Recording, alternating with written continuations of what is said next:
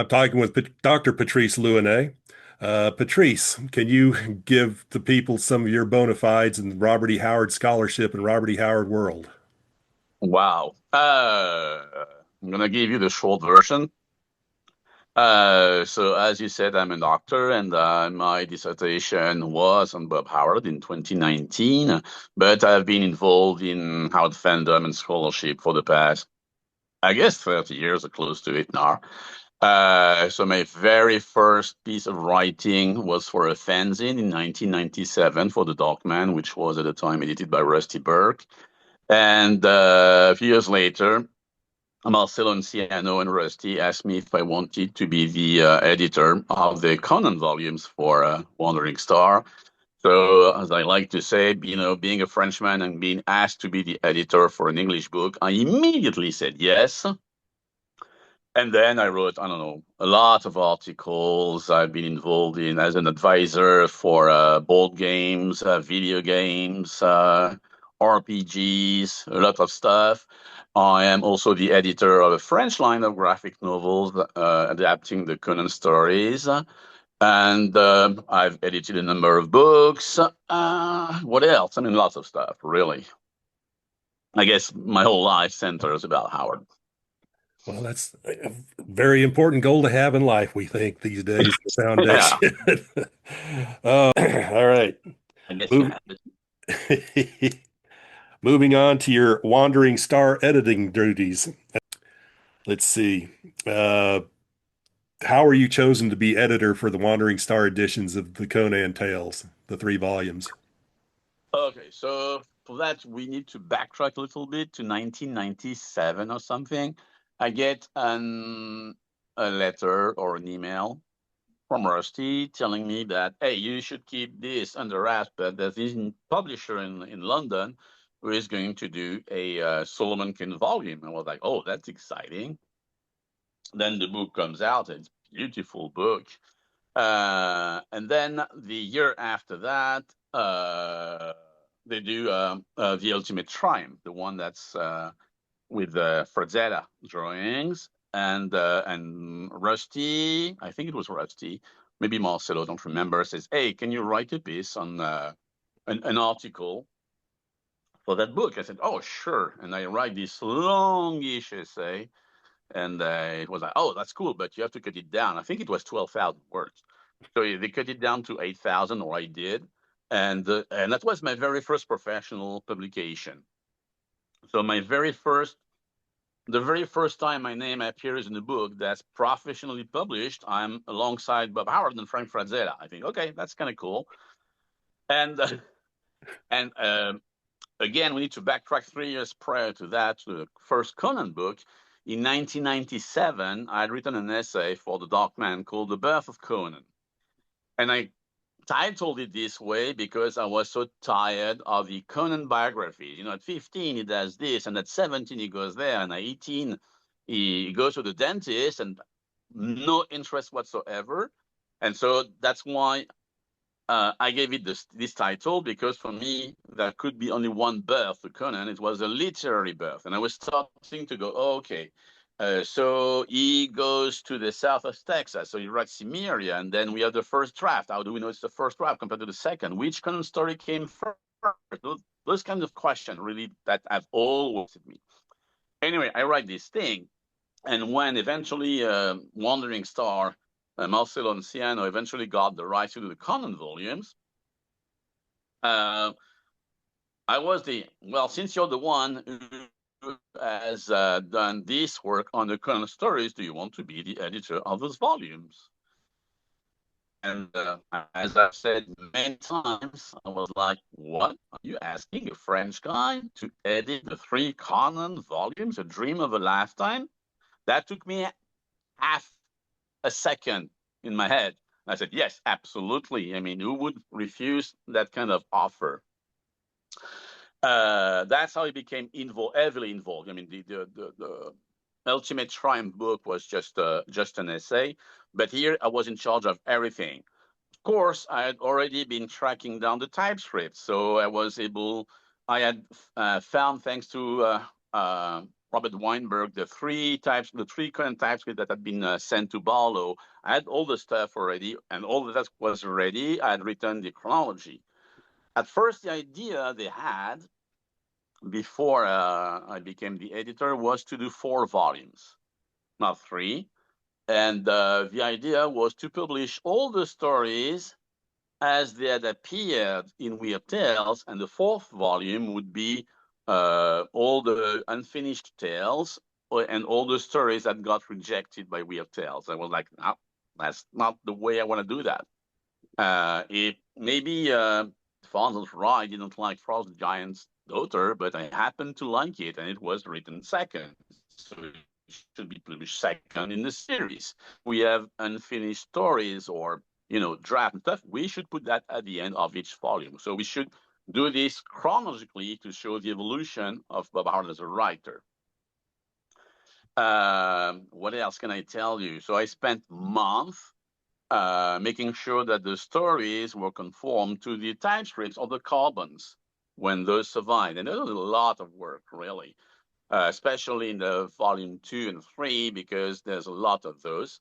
So I made sure to correct all the mistakes that you find in the old Weird Tales or the censorship. Every time there was a spicy piece of dialogue, well, Wright would turn it down, or sometimes when Conan slurs or swears, that was excised by Wright. I remember this one, for me, perfect example, which is in Beyond the Black River, where the merchant, Tiberius, I think his name is, when he dies, he is a fat fool in the Weird Tales version, but if you read the Carbon, he becomes a fat bastard. So I restored that to original. That was the editing work. I made sure everything was okay. And also I wrote the intro and the articles at the end, which I called Iberian Genesis, which for me was probably the most important thing, as in, well, this is the stories, this is how they came to be, and those are the themes, this is how they're linked, those are the influences, because it was very important to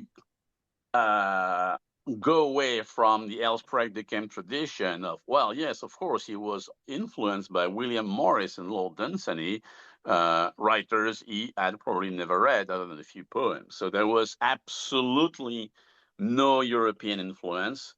And I wanted to go, okay, what was he reading? What was the stuff? What were the stories? What were the people that influenced him? So let's go after all this and see how the stories all tied together. And there's this longish thing at the beginning of the first essay about reincarnation, because there's something very important with the birth of the literary creation of Conan and the theme of reincarnation. I have tried to entangle all that to make it into a cohesive whole that would give sense and shape to the whole series, and explaining why this was the way the story should be presented to the reader, because it makes absolutely no sense to me to follow the career of Conan, which is typically Elsprech Deckham thing. You begin as a barbarian, as a thief, and you end up being the king of a civilized country.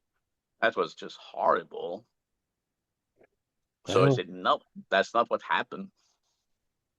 it sold a lot of books for DeCamp, so you got to Oh give him at yeah. least that point. But then again, people did not know at that time. They were just getting it as it had been presented, I guess, what, the Gnome books originally, and that DeCamp carried that over into the Lancer books. Well, yeah, but that's something. I mean, it's not because it sells a lot of copies it's good. It just means it sells a lot of copies. Let's back up. Now, you mentioned some names, so let's let the people know about it, because I know that most people do not know about Marcello Anciano. Who was Marcello Anciano? Oh, he's still alive, Marcello. He's still in London. So Marcello is one of the 2 guys that was behind the whole idea of Wandering Star. So Wandering Star was initially a company, a product movie producers, and the whole idea behind the Wandering Star books was that they were not supposed to be books. those guys wanted to do movies. And Marcelo convinced his partner. He said, well, rather than, invest in making those booklets to seduce producer, why don't we make books, beautiful books full of illustrations? And those we send to producers, filmmakers, people in the movie industry. And that's how the books came to be. They were sent to movie people. I know several directors who got those copies like that. George Lucas, Christophe Gans of the Brotherhood of the Wolves. Who else? Forget his name. Frank Darabont. Those guys got copies of the book. The idea was, well, look, we have pretty pictures. Marcelo was fond of saying, well, Hollywood people don't read, but they like pretty pictures. And Don't think thanks that. to that deal, that's how we got the books out. I mean, when I say we, I was not a partner or in any way involved other than being an editor of the books. So I was never part of the business side of it. And so Marcelo also loves beautiful books. He still does that on the side.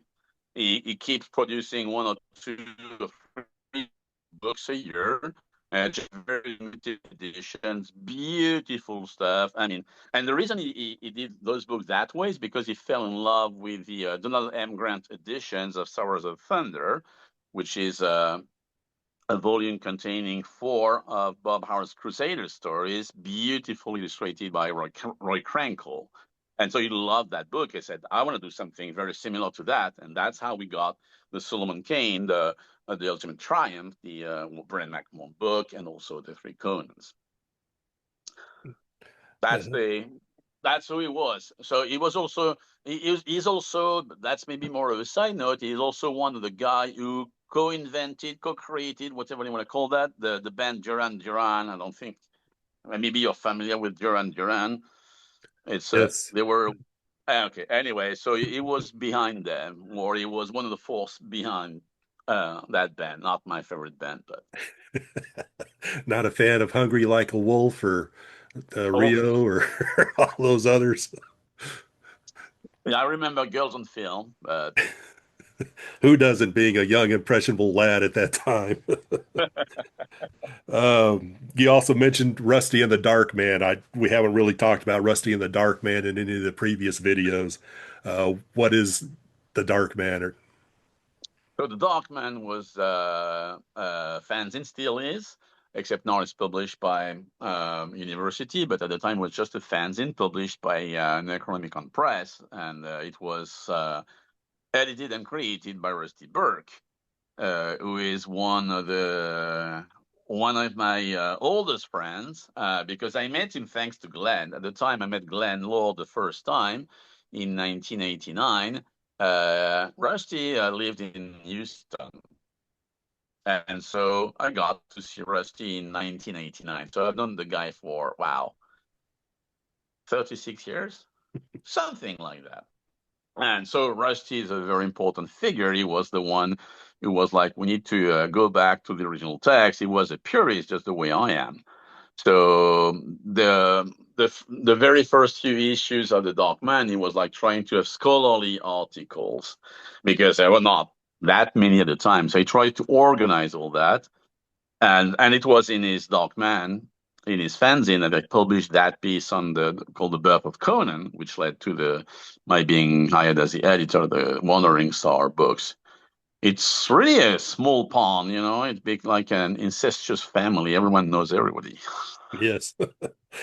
Get involved in Howard scholarship or just becoming a Howard fan and showing up at Howard Days, you get to know all of us, much to your Yeah. chagrin. So you were primarily the one who decided to make the break from DeCamp's biographical, chronological history of Conan's life from a teenager on up to becoming king. And you Yeah, moved I, on. I had to convince them about that. They were like, no, no one has done that. And I was like, yeah, precisely. And if you want to take art seriously, that's where you begin. If the creation takes precedence over the creator, then you're doing something wrong. Yeah, I agree with that 100%. Um, you also mentioned Robert Barlow. A lot Oh, of people who are not Lovecraft fans don't will probably have no idea who Robert Barlow was. so Robert Barlo was a very young guy at the time. He was a friend of H.P. Lovecraft, and he was also being kind of a pest with all the fantasy writers at the time because he was asking for autographs and photos and typescripts. And after a while, Bob Harwood, for instance, say, "Oh yeah, I sent you something. Oh, I forgot." So eventually, they would cave in and send him all those stories, photos, and Barlow being Barlow, he kept all of that. And thanks to this young, pestering teenager, we got to have lots of stuff that otherwise would have been destroyed over the years. He also published fanzines. He was trying to publish a hard volume of poetry in the 1940s through a press he had. And then one day he disappeared into Mexico, I think it was, and then he committed suicide in the early 1950s, 51, I think it was. So a very important figure of the early fandom. Okay. Um, now you were also saying that you wanted to publish the Conan stories in the way that Howard, or in the order that Howard wrote them, to show his evolution as a writer. What do Yeah. you say, or did you learn from going through the stories that way and seeing how Howard changed as a writer, besides getting better as a writer? Oh, so first, yes, that's the getting better aspect for sure. Also, you have to realize that in the early stories, Conan is king. And then as soon as he's done with Phoenix on the Sword and Scarlet Citadel, it's over. Yeah, you might mention the Howard Dragon, but the Howard Dragon was supposed to be sent to the British market, and that's why simply recycled stories. It was never supposed to be part of the Conan canon. So he was not interested in this. And then you see the evolution of Howard, who tends to get away from the stuff that had been interesting to him from 1928 to 1932, give or take, which is everything Celtic and most especially Gaelic, which is why we have a hero who has a Gaelic name. Conan is Gaelic. Same for Crom and stuff like that. But as the years go by, we see two things happening. The first one is he is exchanging sometimes very violent letters with Lovecraft. It's always all at first Lovecraft, and then after a while he starts getting more punchy, if you will. And many of the current stories, especially at the end, are clear answers to the debate he was having with H.P. Lovecraft. That's element number one. Element number two is he was getting more and more interested in the history of the American Southwest. And slowly you see this creeping in the stories. So at first is with the Thief of Gwalur, which is a minor tale, but you have the background of the story is clearly inspired by his visit of Carlsbad in 1934. More importantly, his visit to New Mexico was a huge influence on Red Nails because the town of Lincoln and the city he discovered this. I mean, the not the replica of the Native American city. So in Lincoln, I think it was a huge influence. So he was infusing his interest in the American Southwest in the Conan stories. Conan became less and less of a Celtic guy and more of a weird combination of this southwestern Texan guy over the years. The writing also reflected that. So we see how he was evolving from a purely weird fiction writer to a specifically southern fiction writer. For me, it's obvious when you see, so it's not a Conan story, but when you read Pigeons from Hell, it's clearly an answer to Lovecraft that was shown by Brian Leno. When you read Almuric, which is a fantasy science fiction novel which was left incomplete, but it is clearly an answer to the mental versus physical debate he was having with Lovecraft. When you read Vultures of Wahpeton, I just happened to have translated that story for the French market, so it's very fresh to my mind. I'm also translating the Howard Lovecraft letters, and you see sometimes he's telling exactly that to Lovecraft. So if you want to see an author progressing as a writer, you also have to see the evolution. And so that's how he gets older, he gets better, and you can see how the stuff around him could be what's happening in his life, but also who is corresponding with the kind of debates he's having is also showing up, cropping up in the stories. So for me, that enriches my experience as a reader. You want to see the good, you want to read the good. Look, that's where he began, and look how he evolves and how good he becomes at the end. If you were to ask anybody, what are your favorite Conan stories, 99% out of 100, you will get Beyond the Black River and Red Nails. Is it any wonder that those stories were written late in his career? I don't think so. I know in talking with Rusty and Mark Finn and Will Oliver, they were saying that Howard would write. He had phases in his career and in his life, such as when he was in his love of becoming Irish and researching his Irish roots and writing Gaelic stories or characterized. And I know that especially as you were saying towards the end of his life, that he was starting because he was having so much success with his Western stories on Breckenridge Elkins, and then the straight Western stories there for about the last 2 years or so, roughly, I guess, a year and a half or so of his life. Yeah. How that influenced, those last couple of Conan stories in terms of Beyond the Black River was his looking at the Texas Comanche Wars of the frontier and putting that in Beyond the Black River. And then, as you said, Red Nails, his trip to Lincoln and seeing Lincoln and his, I wouldn't say probably lifelong love, but at least since the Walter Noble Burns book on Billy the Kid came out in 1926, his love of Billy the Kid and the Lincoln County War, wanting and writing his letters to Lovecraft and Derleth, where he talks about Billy the Kid's life and the incidents in his life and in the Lincoln County War. That trip, seeing the Lincoln County War, plus seeing the model of the ancient pueblos at Santa Fe at the governor's Oh, palace it in was Santa Santa Fe. Fe. Uh, Yeah.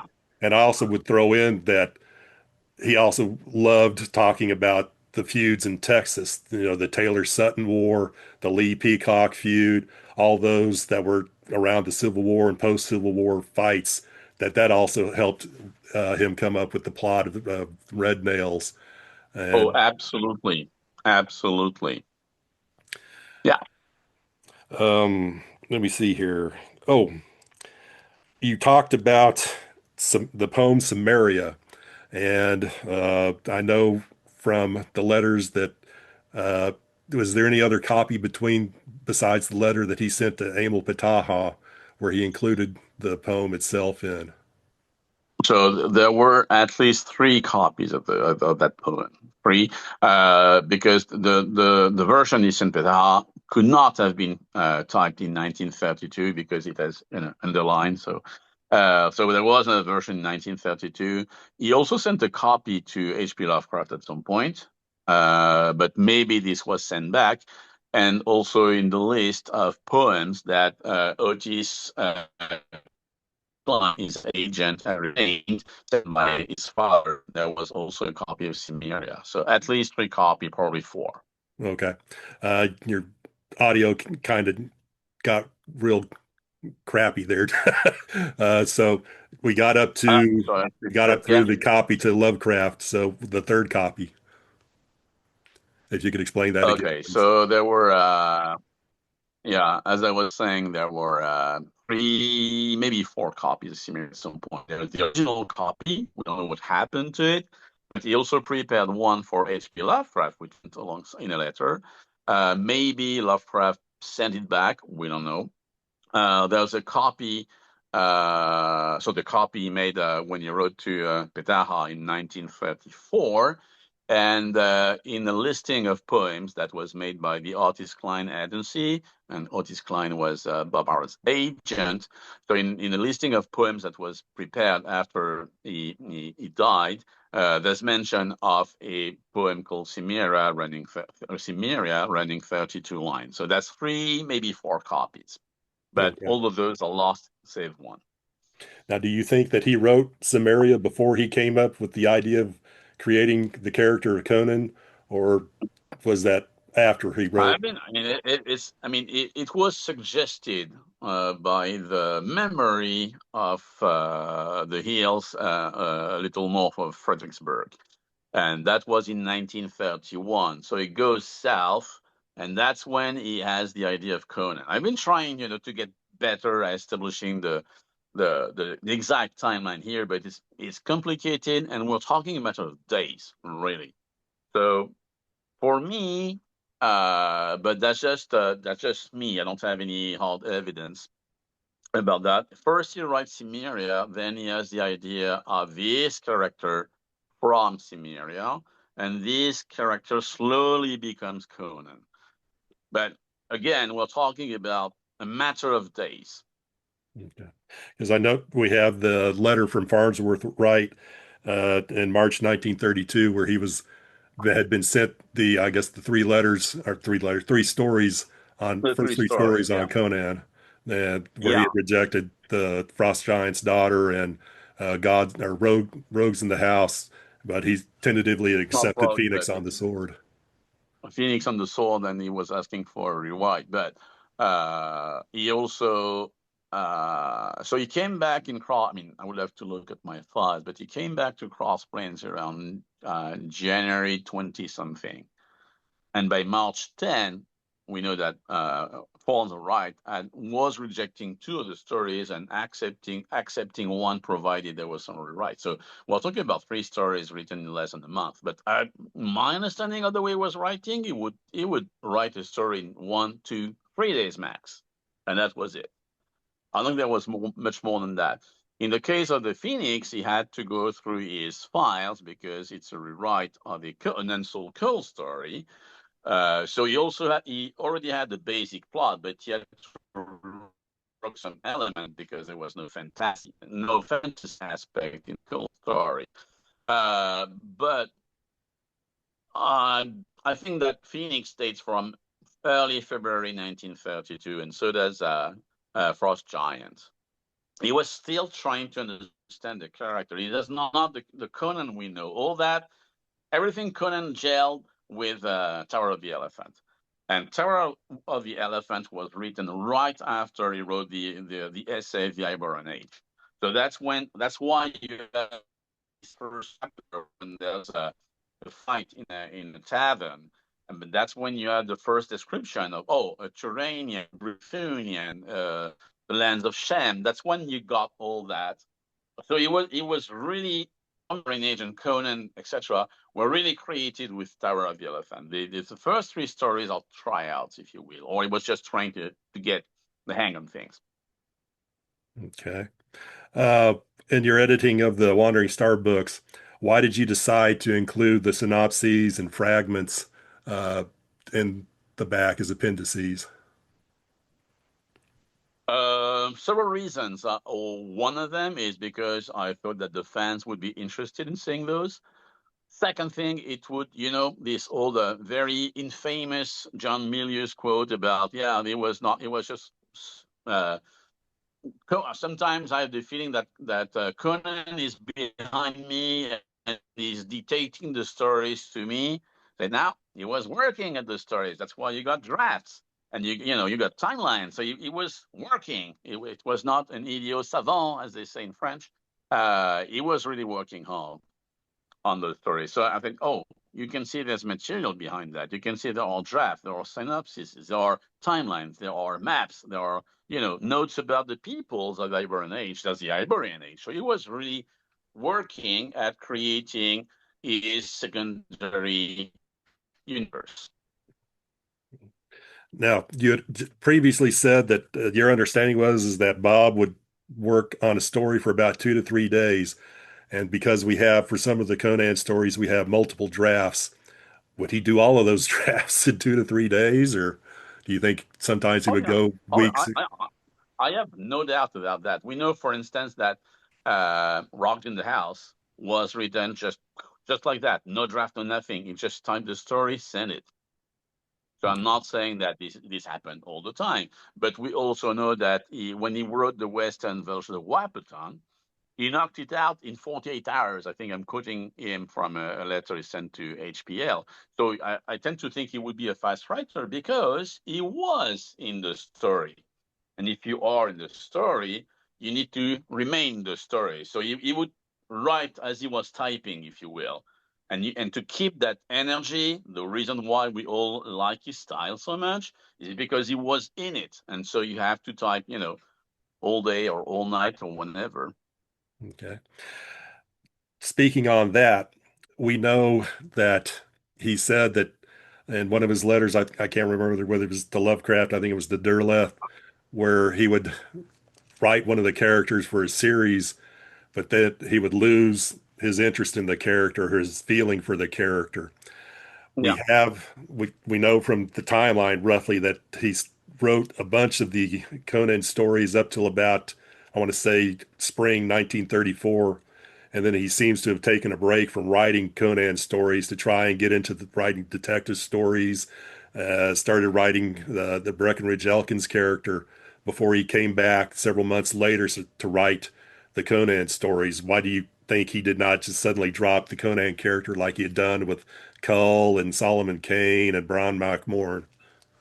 Oh, Carl Solomon Kane, Brian McMahon were characters of the past. He could not, I mean, as he was saying to Lovecraft, I could not write any other Cull stories anymore. They would be artificial. Conan is a different story in as much as he was writing Conan stories all the time up until May 1934 when it was, yeah, May when he finished The Hour of Dragon. The reason why he didn't write that many after that is because Weird Tales had a huge backlog. So when he wrote People of the Black Circle, he sent that in January or February 1934, was not published. He had written Queen of the Black Coast in 1930, still not published. So he knew that for several months, Weird Tales would not accept or publish any more Conan stories, so he could concentrate on other markets, which is what he did. Okay. He didn't get tired of Conan until 1930, late 1934, when he was saying to Noveline, I'm a bit tired of Conan. I want to write about other stuff, which is why he tried to write Beyond the Black River, which was a bit different.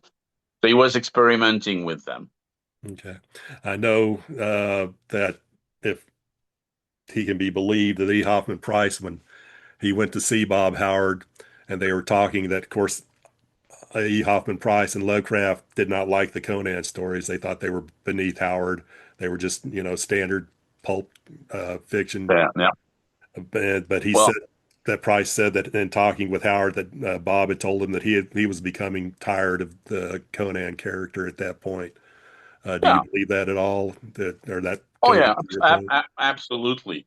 Uh, I completely disagree with the estimation of the Conan stories, and especially Price, because Price was just a pulp writer. I mean, he had no ambition. He could not see what was interesting in them. And Lovecraft was, I guess, a bit sad because he thought that Howard should be writing more Lovecraftian stuff. He was not. He didn't grasp the notion of fantasy. So obviously, it's easy to criticize something if you don't get it, and he never got it. He did like a few of the current stories, but I guess he was more happy about the description of the lost Cyclopean cities and stuff more than the actual stories. But as to the fact that Bob was getting tired of Conan at the end of his life, absolutely, yes. He also said that to Novelin Price. So yeah, he said, I want to write stuff about this country, as he was saying. So, which is why we had those, the late Conan stories, a weird mix between fantasy and Western, if you will. But I have no doubt that at some point he would have completely branched out of fantasy, especially since Weird Tales was not sending any money. No. I mean, how long can you write if you don't get paid? We also have his letters there from 1935 where he was asking or begging Farnsworth Wright to send him the money that was owed because Yeah. he didn't really understand, or I guess he had some inkling as to the financial straits that Weird Tales was in at the time, but still, Farnsworth Wright was kind of treating him badly in terms of paying him compared to other authors or other writers that they did. I personally think. No, yeah, probably. I don't know exactly, but what we know is when Bob wrote that letter in 1935, he was owed $800, and when he died a year later, he was owed $1,300. So, Yeah, situation was not any better. yeah. I want to go back to an interesting statement you said. You said that the Hour of the Dragon was not, or Bob did not consider that to be part of the canon. What do you mean by that? So I don't think I said exactly that he did not consider it, but it was not intended to be part of the Conan canon because it was written specifically for a British publisher. So it was supposed to be published in England, and so the British publisher, Dennis Archer, had requested a series of standalone stories, and Bob had sent them a batch, and then they eventually rejected that. They said, but we would be interested in a novel on the same order, which is a fantasy novel. And so that's why he decided in early 1934 to write a novel. The first effort was, I'm dead certain, Almuric, which he abandoned for a few days. And then he proceeded to write VR Dragon. So what you do if a British audience, well, you give them a fantasy, which is you give them a pseudo-Arthurian story, quest, which is the only kind of story with a quest. And then to help himself along, because he also had to work on other stuff, he also used several of the early Conan stories to turn them into this novel. So the Scarlet Citadel, obviously, and there are also elements from, forget which one, maybe Black Colossus, but I don't remember why exactly, but I know I've written about that. And so, well, he writes the novel based on the same plot, really, as the Scarlet Citadel. And the idea was to be published in England. And the novel got accepted, but sadly, as was often the case during his life, the publisher went into receivership by the end of the year, which is why the novel was sent back to him. And so what he did, he sent it to Weird Tales, who published it, sorry, as a serial in from December 1935 to April 1936. Imagine if The Hour of the Dragon had been published in England in 1935. The history of fantasy would not be what it is. Uh, Again, yeah, I will back you up. But definitely, Hour of the Dragon, I definitely think he used Scarlet Citadel and Black Colossus for starting points in writing that story. So, yeah. anything else that you could say about the Wandering Star books? Did you have a great time writing them? Did you accomplish what Oh, you were intending to do when you yeah, set out? absolutely. Those are gorgeous books. Gorgeous books. Absolutely. I mean, I was not responsible for the look. That's Marcelo Ciano. Really, that's his vision. But it's difficult to come up with something that could have been more beautiful than what they are. I mean, they're just, I mean, that's it. I love them. I learned through, I forget who it was. I think Al Williamson, again, the EC artist, when he was visiting George Lucas, and George Lucas had the three Conan books in his collection. And he was telling Williamson, oh, those books are the best books in my whole collection. The three Wandering Stars. I mean, okay, that's kind of a quite of a wow, quite a consecration story. Uh, I enjoyed working with Marcelo. I still see him, once a year or something like that when he comes to Paris or I go to London. He's a great guy, and I think what he did was very helpful because for the first time, the main idea behind the Wandering Star books. Look, this is a serious writer. We're not publishing that as some kind of trashy paperback. It's going to be a beautiful, a luxury book because good authors are worthy of beautiful editions, and it worked. And I used the exact same strategy when I had those translated and published here in France, because it was only paperbacks before that, and bad ones, really, not beautiful ones. And when the book was published, so you have to know that in France there is no tradition whatsoever of publishing books as hardcovers with dust jackets. But the French publisher was willing to try it. And so they printed 8,000 copies of the first one, Okay. which I don't know if you can imagine what it is, 8,000 for a country the size of France. Everyone is telling them, wow, 8,000, are you crazy? It sold out in 3 months. So that was the right idea. I mean, okay, maybe this is a respectable author. If you want to respect the guy, well, publish him in an edition that's respectful of what you're reading. And I'll probably put it up in the beginning of this video, but for everybody wondering, Wandering Star, they were ported over and have become the Del Rey editions that are currently available Oh for yeah. you to buy without any changes, as far as I know. Have you been made Oh, it? no change. A few changes. Uh, I think we added. When was that? There was the story I got from Glenn. The untitled novel, what was supposed to be Bram Mackmore. I think it made it to the trade, but not the hardcover. I might be wrong about that. But what's certain is also there were problems with the text of the Solomon Kane volume. Because some of the stories had been proofread by a guy who hadn't seen a stud that was censored. I don't know if this was changed for the paperback. I don't know. Okay. Well, that have to get out our Wandering Star editions and compare them with the Del Rey editions to see. Yeah, yeah. If you have time to waste, be my guest. Um, anything else that you can add about the Wandering Star Del Rey books?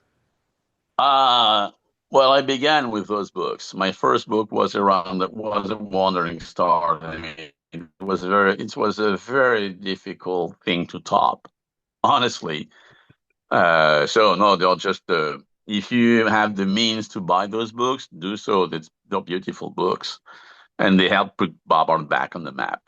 Yeah, they have. Everybody It was talks. the first time. It was the it was the first time ever that the Conan stories were published the way they were written. That's just incredible. Something that is so pioneering, staggering, beautiful, important in the history of the genre as the Conan stories, they had simply never, ever been published the way they should have been. Yeah, congratulations on that. I certainly know Thank you. comparing them to when I originally read the Lancer books, way back in the early 70s, that definitely the Wandering Star Del Rey books are the way to go, and especially Yeah, getting the unedited, uncensored Howard that you can read in those. yes, there's that, and also the presentation. Yeah. All of it, really, all of it. And so no interpolations, no other stories by other writers. I mean, just, literature.